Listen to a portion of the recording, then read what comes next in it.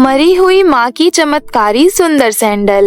शेरपुर गांव में 8 साल की पूजा अपने माता पिता के साथ रहती थी। पूजा की माता की तबीयत कुछ दिनों से खराब चल रही थी। पूजा के पिता ने बहुत सारे डॉक्टरों को दिखाया, परंतु फिर भी कोई फायदा नहीं हुआ।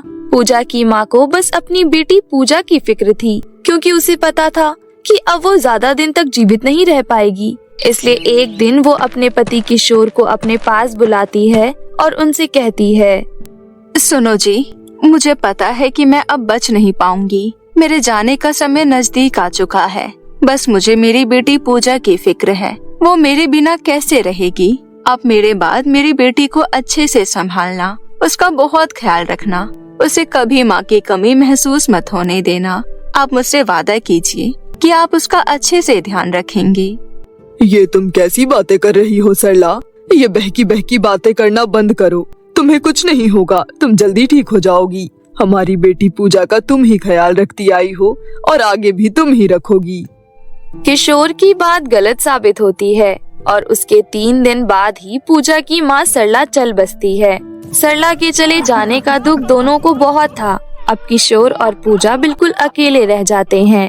पूजा अक्सर अपने पिताजी से पूछा करती है, पिताजी, माँ कहाँ चली गई है? मुझे माँ की बहुत याद आती है पिताजी। मुझे उनके बिना बिल्कुल अच्छा नहीं लगता। आप माँ को बोलो ना कि वो वापस आ जाए। पूजा बिटिया, अब तुम्हारी माँ कभी वापस नहीं आएगी।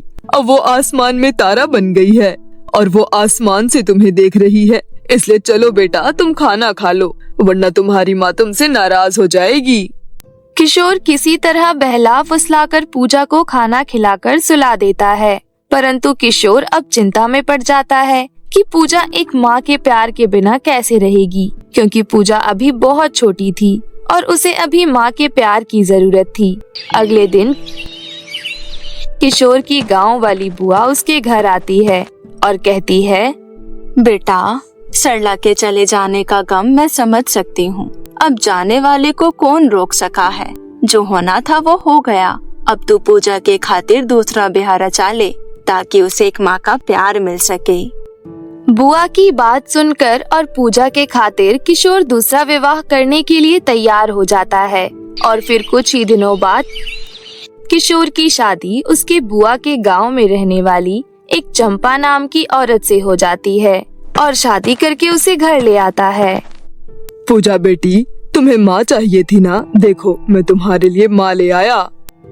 पूजा अपनी नई माँ को देखकर बहुत खुश होती है। पूजा की नई माँ चंपा बहुत ही चालाक और दुष्ट औरत थी।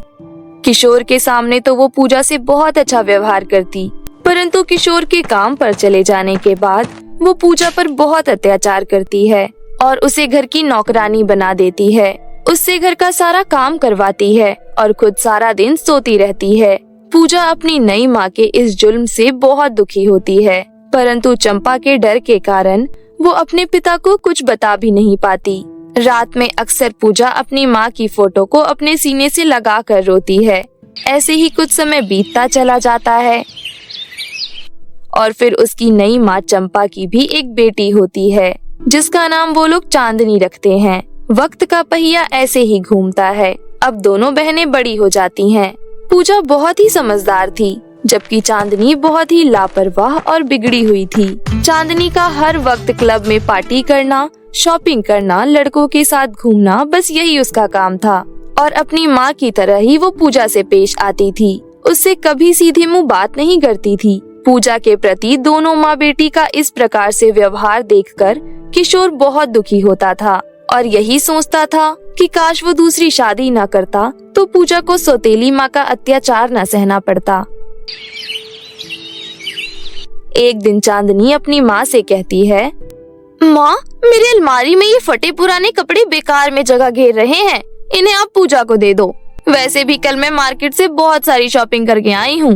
पुराने कपड़ों को हटा देने पर अलमारी में जगह बन जाएगी। ये बात किशोर सुन लेता है और वो आकर कहता है, चांदनी, ये क्या तुम अपने फटे पुराने कपड़े पूजा को दे रही हो? तुम्हें शर्म आनी चाहिए, वो तुम्हारी बहन है। आहा, एक तो मेरी बेटी पूजा को कपड़े दे रही है, ऊपर से तुम मेरी बेटी को ही सुना रहे हो। सब समझती हूँ तुम बाप बेटी की चाल। चल बेटी, मैं तुझे बढ़िया सा हलवा बनाकर खिलाती हूँ। इन्होंने तो तेरा सारा मूड खराब कर दिया होगा। चमकते हुए दोनों माँ बेटी वहाँ से चली जाती है। एक दिन चांदनी को एक फोन कॉल आता है, जिसे सुनकर चांदनी बहुत खुश हो जाती है और अपनी माँ को बुलाती है और उनसे कहती है, माँ, अभी अभी मेरी सहेली शिखा का फोन आया था। हमारे शहर में एक बड़ी कंपनी अपने मैगजीन के कवर पेज के लिए बेस्ट मॉडल चुनने के लिए ऑडिशन लेने वाली है। उसके लिए स्टेज शो होगा और जो भी मॉडल सबसे हटके और सबसे यूनिक दिखेगी वही वो स्टेज शो जीतेगी। माँ, ये कंपटीशन तो मैं ही जीतना चाहती हूँ। मेरे सिवा किसी और मॉडल की उस मैगजीन के कवर पेज पर फोटो नहीं छपेगी। हाँ हाँ बच्चे, देखना, हम इतनी अच्छी ड्रेस डिजाइन करवाएंगे कि सारे जजेस बस तुम्हें ही देखते रह जाएंगे। माँ, और शिखा ये भी कह रही थी कि इस शो में शहर के सबसे बड़े बिजनेसमैन महेश भट्ट के बेटे दिव्यांग भी आ रहे हैं और सुना है फाइनल नतीजा उसी के कहने पर निकलेगा। अरे ये तो बहुत अच्छी बात है। अगर एक बार तुम महेश भट्ट के बेटे को अपनी खूबसूरती के जाल में फंसा लो और उसे खुद से शादी करने के लिए मना लो, फिर तो कसम से हमारी तो जिंदगी ही बदल जाएगी। चल अब देर मत कर, जल्दी से इस कंपटीशन की तैयारी में लग जा। पूजा उन लोगों की सारी बातें सुन रही होती है। पूजा को भी उस शो में पार्टिसिपेट करने का मन होता है, परंतु वो अपनी दुर्दशा देखकर उदास हो जाती है। पूजा को इस तरह उदास देखकर किशोर उसके पास आता है और कहता है, पूजा बिटिया, आज तेरी इस हालत का जिम्मेदार मैं हूँ। ना मैं दूसरी शादी करता और ना आज तेरी ये हालत होती। मुझे तुम्हारी माँ ने तुम्हारी देखभाल की जिम्मेदारी सौंपी थी, पर मैं सरला को दिया वचन नहीं निभा पाया। मुझे माफ कर दे बिटिया। नहीं पिताजी, आपको मुझसे माफी मांगने की कोई जरूरत नहीं है। चलिए अब आप बैठ जाइए, मैं आपके लिए चाय बना कर लाती हूँ। कुछ दिन बाद कंपटीशन वाला दिन आ जाता है। चांदनी सुबह से ही कंपटीशन की तैयारियों में लगी थी। वो सुबह जल्दी उठकर अपनी माँ के साथ तैयार होने पार्लर चली जाती है। इधर पूजा का भी बहुत मन होता है उस कंपटीशन में जाने का। वो घर में उदास बैठी रोती है। माँ, मुझे आपकी रोज बहुत याद आती है। आज मैं अपने आप को बहुत अकेला महसूस कर रही हूँ। नई माँ अपनी बेटी चांदनी का कितना ख्याल रखती है, उससे कितना प्यार करती है, उसके हर जरूरत का ध्यान रखती है। अगर आप होती तो आप भी मेरा ऐसे ही ख्याल रखती ना। ये सब बोलकर पूजा रो रही होती है। तभी उसके सामने एक तेज रोशनी प्रकट होती है और उस रोशनी में से उसकी माँ की आत्मा बाहर निकलती है और अपनी बेटी से कहती है, क्या हुआ मेरी बच्ची, तू इतनी उदास क्यों है? मैं तो हर पल तेरे पास ही हूँ। आ, मेरे गले से लग जा। माँ, तुम मुझे छोड़कर क्यों चली गई? मुझे आपके बिना बिल्कुल अच्छा नहीं लगता माँ। बस मेरी बच्ची, अब से तुझे कोई तंग नहीं करेगा। माँ, क्या मैं बहुत बुरी हूँ? मैं अपनी नई माँ को बिल्कुल आपकी तरह ही माँ मानती हूँ और उनसे बहुत प्यार करती हूँ, परंतु फिर भी वो मुझसे प्यार नहीं करती। वो बस चांदनी में ही सारा दिन लगी रहती है। आज भी कंपटीशन के लिए वो चांदनी को ब्यूटी पार्लर तैयार होने ले गई है। कंपटीशन में जाने का मेरा भी बहुत मन था माँ। तू रो मत मेरी बच्ची, मैं तुझे एक ऐसी चीज दूंगी जिसे पहनते ही तू किसी परी की तरह सुंदर दिखने लगेगी। इतना कहकर सरला अपनी बेटी को चमचमाती सी सैंडल देती है और कहती है, ये ले बेटा, ये जादुई सैंडल है। इसे पहनते ही तेरी वेशभूषा बिल्कुल बदल जाएगी। पर याद रखना, चंपा और चांदनी को पता मत लगने देना कि ये तुम हो, और समय का खास ध्यान रखना। रात 12 बजे से पहले तुम्हें लौटना होगा, क्योंकि सैंडल का जादू रात 12 बजे के बाद खत्म हो जाएगा। पूजा वो सैंडल पहन लेती है। सैंडल पहनते ही उसकी वेशभूषा बिल्कुल बदल जाती है। वो एक सुंदर सा लहंगा पहने अपने आप तैयार हो जाती है। फिर उसकी माँ सरला कहती है, पूजा बेटा, अब मेरे जाने का समय आ गया है। तुम इस प्रतियोगिता में भाग लेना और जीतना। मेरा आशीर्वाद तुम्हारे साथ है। पूजा दुखी मन से अपनी माँ सरला को विदा करती है और कंपटीशन में जाने के लिए अपने घर से निकल जाती है। वो जैसे ही अपने घर के बाहर पहुँचती है तो उसके सामने एक चमचमाती सी गाड़ी आकर रुक जाती है। गाड़ी में से एक ड्राइवर बाहर निकलता है और पूजा को गाड़ी में बैठने के लिए बोलता है। पूजा गाड़ी में बैठ जाती है और गाड़ी कंपटीशन वाले स्थान पर जाकर रुक जाती है। पूजा थोड़ी घबराई हुई अंदर जाती है। पूजा देखती है कि कंपटीशन में तो बहुत सारी लड़कियां बहुत अच्छे अच्छे कपड़े पहन कर आई हैं और वहीं बगल में उसकी माँ और उसकी बहन भी खड़ी हैं, परंतु वो लोग पूजा को पहचान नहीं पाते। फिर थोड़ी देर में कंपटीशन शुरू होता है। उसके बाद सभी लड़कियां एक एक करके स्टेज पर जाकर अपना जलवा दिखाती हैं। अब बारी पूजा की आती है। पूजा जैसे ही स्टेज पर जाती है, सभी की नजरें पूजा पर टिक जाती है और सभी लोग सोच रहे होते हैं कि इतनी सुंदर लड़की है कौन। वहीं बैठा महेश भट्ट का बेटा दिव्यांग की नजरें भी पूजा पर टिक जाती है। दिव्यांग की नजरें लगातार पूजा पर टिकी हुई थी। पूजा स्टेज पर जाकर सभी को नमस्कार करती है और रैंप वॉक करती है। तभी घड़ी में 12 बज जाते हैं। पूजा घबरा जाती है और वो जल्दी से स्टेज से नीचे उतरकर घर की ओर आने के लिए निकलती है। दिव्यांग भी उसके पीछे पीछे आ जाता है। दिव्यांग को पीछे आता देख पूजा घबरा जाती है और बाहर आते ही पूजा अपने असली रूप में आ जाती है। जादुई सैंडल का जादू अब खत्म हो चुका था। पूजा फटाफट एक ऑटो को रोकती है और उसमें बैठ जाती है। तभी जल्दबाजी में उसके पैर से एक सैंडल निकलकर वहीं गिर जाती है। पूजा एक सैंडल वहीं छोड़ अपने घर पहुंच जाती है। दिव्यांग बाहर आता है और देखता है कि पूजा वहां नहीं है। तभी उसकी नजर सैंडल पर जाती है जो पूजा ने पहनी थी। वो उस सैंडल को उठा लेता है और अपने पास रख लेता है। इधर पूजा अपने घर पहुंच जाती है। फिर थोड़ी देर बाद चंपा और चांदनी भी घर पहुंच जाते हैं और आपस में बातें करते हैं। चांदनी बेटा, मुझे तो अभी तक समझ नहीं आ रहा कि वो लड़की थी कौन। आखिर कितनी सुंदर थी वो। होगी कोई सस्ती मॉडल। आप मेरे सामने उसकी तारीफ करना बंद करो। आप देखना, ये कंपटीशन तो मैं ही जीतने वाली हूँ। आपने देखा नहीं, जब मैं स्टेज पर रैंप वॉक कर रही थी तो दिव्यांग की नजरें मेरे पर से हट ही नहीं रही थी। पूजा चुपचाप उनकी बातें सुनती रहती है और अपना काम करती है। अगले दिन दिव्यांग अपने ऑफिस में आता है और अपने मैनेजर को बुलाता है। मुझे वही मॉडल चाहिए अपने कवर पेज के लिए। वो मुझे बहुत अच्छी लगी। मुझे कल कंपटीशन में आए सभी मॉडलों की लिस्ट चाहिए। कंपटीशन में जितने भी मॉडल आई थी उन सभी के घर का पता निकालो। ये सैंडल उन्हीं में से किसी एक मॉडल की है। सबके घर जाओ, सबको ये सैंडल पहना कर देखो। दिव्यांग अपने मैनेजर को सभी के घर भेजता है। उसका मैनेजर हरीश सभी के घर जाकर कंपटीशन में आई लड़कियों को वो सैंडल पहनाकर देखता है, परंतु किसी को सैंडल छोटा तो किसी को बड़ा आता है। शाम तक हरीश वापस ऑफिस पहुंचता है और अपने बॉस को बताता है। बॉस, कंपटीशन में आई सभी लड़कियों को मैंने ये सैंडल पहना कर देखा, परंतु ये सैंडल किसी को भी सही से फिट नहीं आया। दिव्यांग सोच में पड़ जाता है कि आखिर वो लड़की कौन थी। वो थोड़ा निराश हो जाता है।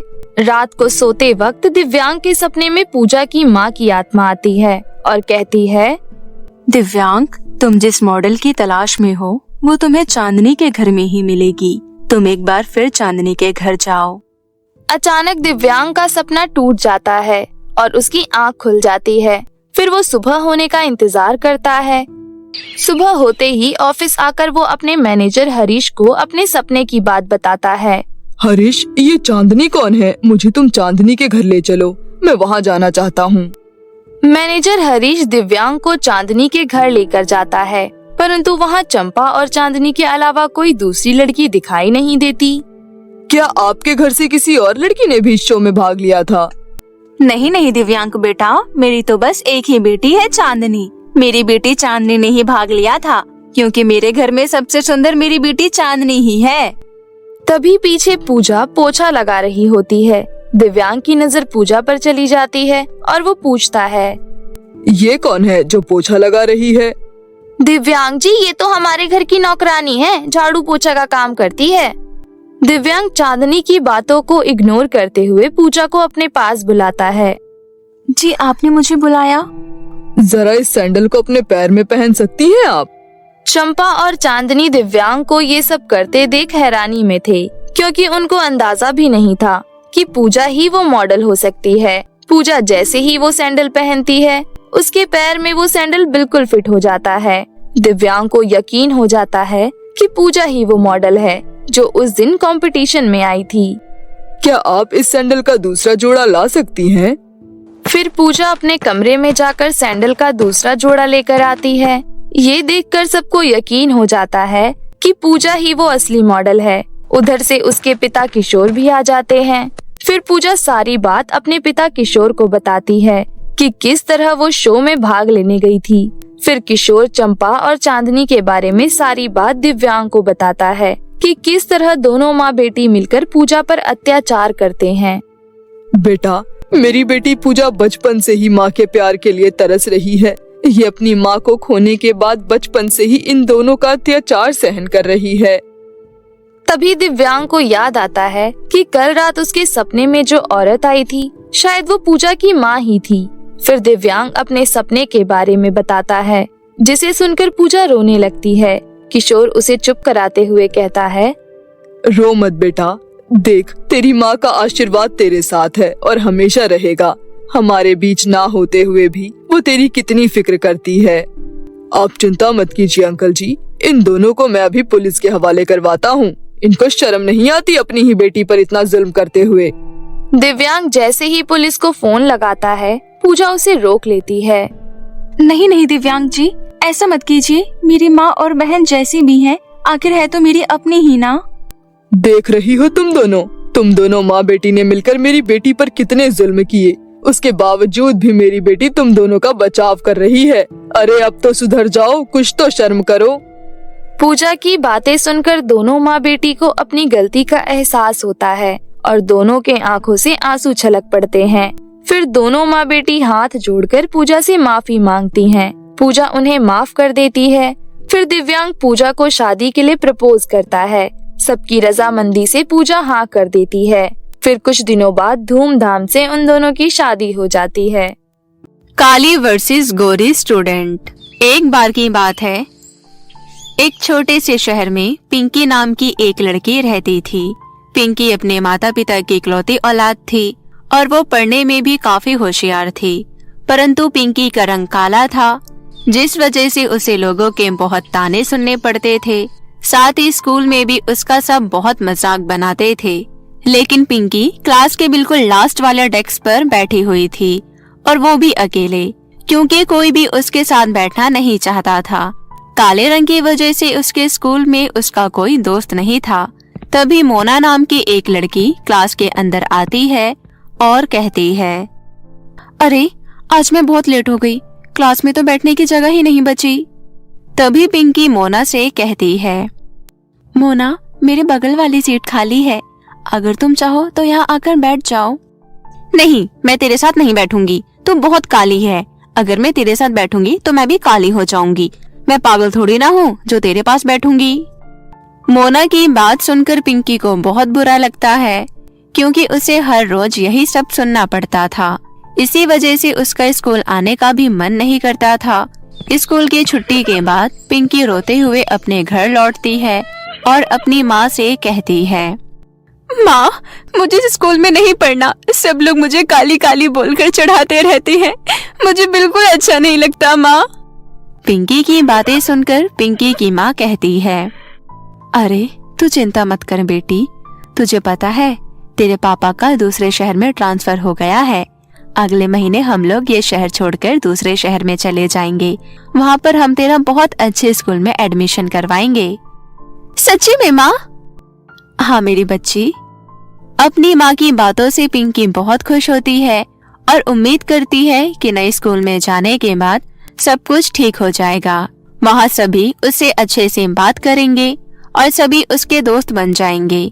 इसी तरह एक महीना बीत जाता है और पिंकी अपने परिवार वालों के साथ दूसरे शहर में चली जाती है। वहाँ जाकर उसके माता पिता उसका एडमिशन एक बड़े से स्कूल में करवा देते हैं।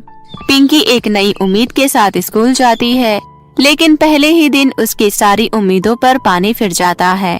इस स्कूल के बच्चे तो और भी ज्यादा बुरे थे और वो पिंकी से बहुत बुरी तरह बात कर रहे थे। अरे वो देख, वो हमारे स्कूल में नई आई है, देख तो जरा कितनी काली है। अरे ये तो अमावस की रात से भी ज्यादा काली है, लेकिन इसे हमारे स्कूल में एडमिशन कैसे मिल गया? मुझे तो इसे देखकर लग रहा है कि आज का दिन हमारा खराब होने वाला है। तुम सही कह रही हो, देखो तो जरा कितनी डरावनी लग रही है। अगर कोई छोटा बच्चा इसको रात में देख ले तो वो चुड़ैल समझकर डर ही जाएगा। तभी पूरी क्लास जोर जोर से हंसने लगती है। तभी क्लास में टीचर की एंट्री होती है और वो बच्चों से कहती है, बच्चों फटाफट रेडी हो जाओ, आज मैं तुम्हारा सरप्राइज टेस्ट ले रही हूँ। अरे यार, आज फिर से सरप्राइज टेस्ट? कहा था ना मैंने, आज का दिन हमारा खराब हो जाएगा। ये काली लड़की तो सच में बहुत मनहूस है। फिर टीचर पिंकी को अपने पास बुलाती है और कहती है, टेस्ट से पहले आप लोग इस नई लड़की से मिलो। इसका नाम पिंकी है। कौन बनना चाहेगा इसका दोस्त? टीचर की इस बात पर कोई बच्चा हाथ नहीं उठाता।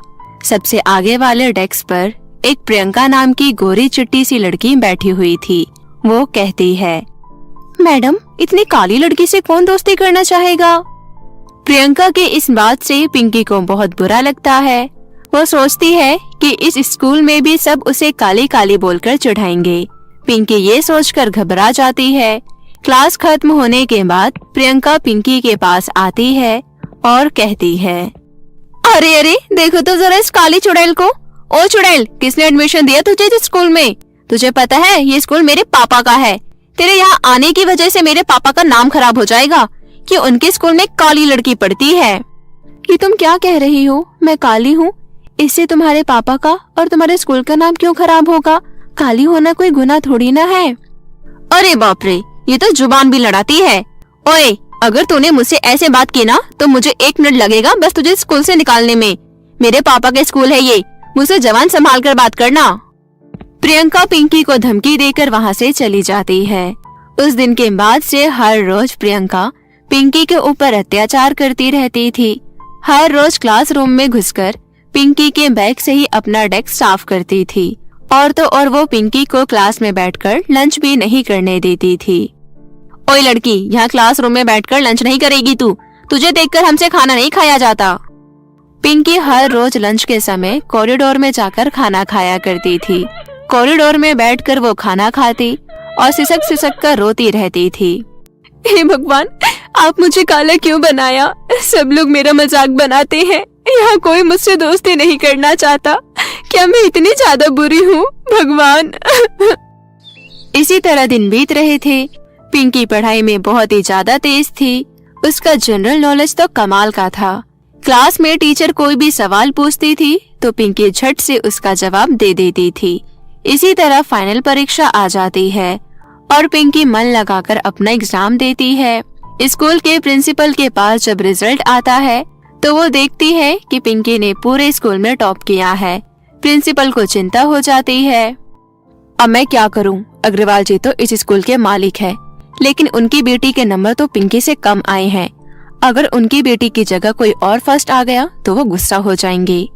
प्रिंसिपल अग्रवाल जी को फोन करके सारी बात बताती है। अग्रवाल जी गुस्से में कहते हैं, मेरे स्कूल में मेरी बेटी के अलावा कोई और फर्स्ट कैसे आ सकता है? अगर ऐसा हो गया तो मैं किसी भी टीचर को सैलरी नहीं दूंगा। वैसे भी हर साल मैगजीन में फर्स्ट आने वाले बच्चों की फोटो लगती है, उसमें इतनी काली लड़की की फोटो छपेगी तो कैसा लगेगा? अब आप लोग देख लीजिए क्या करना है आप लोगों को। प्रिंसिपल चिंता में आ जाती है। वो पिंकी का नंबर कम कर देती है और प्रियंका का नंबर बढ़ाकर उसको पूरे स्कूल में टॉप करवा देती है। क्लास में जब सभी बच्चों को रिजल्ट दिखाया जाता है तो पिंकी प्रिंसिपल मैडम के पास जाकर कहती है, मैम मेरा एग्जाम बहुत अच्छा गया था, मुझे सारे क्वेश्चन आते थे, फिर मुझे इतने कम मार्क्स कैसे मिल सकते हैं? मैंने तो सभी प्रश्नों के सही उत्तर दिए थे और प्रियंका टॉप कैसे आ सकती है? उसने तो मेरे सामने चीटिंग करी थी। अब जो है वो है पिंकी, मैं इसमें कुछ नहीं कर सकती। तुम हार मानना सीख जाओ बेटी। पिंकी उदास होकर वहाँ से चली जाती है। तभी वो प्रियंका की बातें सुन लेती है। प्रियंका अपनी सहेलियों को सारी बातें सच सच बता रही थी कि कैसे उसके पापा ने पिंकी के नंबर कम करवाकर प्रियंका के नंबर बढ़वाए हैं। ये सुनकर पिंकी को बहुत बुरा लगता है। वो घर चली जाती है और रोने लगती है। माँ मुझसे कोई प्यार नहीं करता, कोई भी नहीं। मैं तो तुझसे कितना प्यार करती हूँ बेटी, बस तुम ही तो करती हो और तो कोई नहीं करता ना। मेरा कोई दोस्त नहीं है। यहाँ तक कि परीक्षा में सबसे ज्यादा नंबर मिलने के बाद भी मेरे नंबर कम कर दिए गए हैं। मैं अब स्कूल नहीं जाऊंगी माँ। पिंकी 2 दिनों तक स्कूल नहीं जाती है। उसके स्कूल ना जाने पर स्कूल में कोई उसकी खोज भी नहीं करता। इतने में स्कूल क्विज कंपटीशन शुरू हो जाता है। पिंकी के स्कूल से प्रियंका कंपटीशन में भाग लेती है। ये कंपटीशन स्कूल के प्रेस्टीज से जुड़ा हुआ था। प्रियंका कंपटीशन में भाग तो ले लेती है, पर किसी भी क्वेश्चन का ठीक से आंसर नहीं दे पाती। वो हर एक प्रश्न का गलत उत्तर दे रही थी। ये सब देखकर स्कूल की प्रिंसिपल चिंता में पड़ जाती है। देखते देखते कंपटीशन का पहला राउंड खत्म हो जाता है। पहले राउंड में पिंकी का स्कूल सबसे पीछे था। प्रिंसिपल मैडम अग्रवाल जी के पास जाती है और कहती है, अग्रवाल जी, मुझे लग रहा है हमारे स्कूल ये कंपटीशन हार जाएगा, क्योंकि प्रियंका बेटी ठीक से आंसर नहीं दे पा रही है। नहीं नहीं, अगर हमारा स्कूल हार गया तो हमारी बहुत बेइज्जती हो जाएगी। आप कुछ भी कीजिए, लेकिन हमें ये कंपटीशन जीतना है। तभी प्रिंसिपल अपने ड्राइवर के साथ गाड़ी लेकर तुरंत पिंकी के घर पहुंचती है और पिंकी से कहती है, पिंकी जल्दी चलो, हमें तुम्हारी बहुत जरूरत है। प्रिंसिपल मैडम, आप यहाँ? ठीक है, मैं अभी तैयार होकर आती हूँ। पिंकी 5 मिनट में रेडी हो जाती है। फिर प्रिंसिपल मैडम उसको तुरंत कंपटीशन में लेकर जाती है। अब प्रियंका की जगह पिंकी भाग लेती है और एक के बाद एक सही आंसर देकर वो अपने स्कूल को इस प्रतियोगिता में जिता देती है। सभी बहुत खुश हो जाते हैं।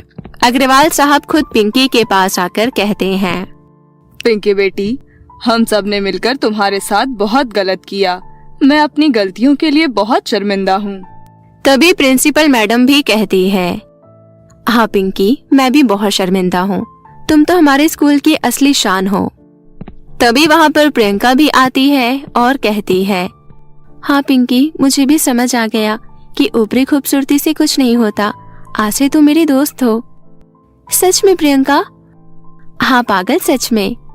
इतना कहकर प्रियंका पिंकी को गले लगा लेती है। स्कूल को कंपटीशन जीतने का प्राइज मिलता है और पिंकी को भी क्लास का टॉपर घोषित किया जाता है। अब तो क्लास के सारे बच्चे पिंकी के दोस्त बन गए थे और पिंकी प्रियंका की बेस्ट फ्रेंड बन जाती है। अब पिंकी को सब कुछ मिल जाता है। इसी तरह अब वो अपनी जिंदगी खुशी से बिताने लगती है।